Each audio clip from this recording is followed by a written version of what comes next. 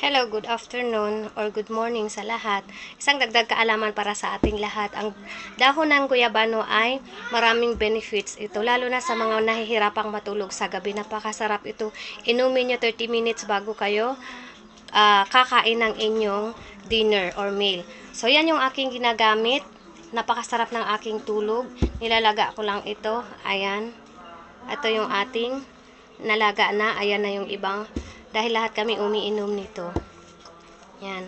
Hindi naman siguro lingid sa kaalaman ng lahat na ang dahon ng guyabano ay nakakabuti para sa mga may cancer. Pero una ay dapat din natin ipa-check up ito sa doktor. So, pero ito pa rin yung ating home remedy na gagamitin. So, ayan yung ating nailagang guyabano. Ito ay aming ginamit kahapon or kagabi at may natira at ininit ko ulit. Ayan. Tawanan mo ba na? O mayanan,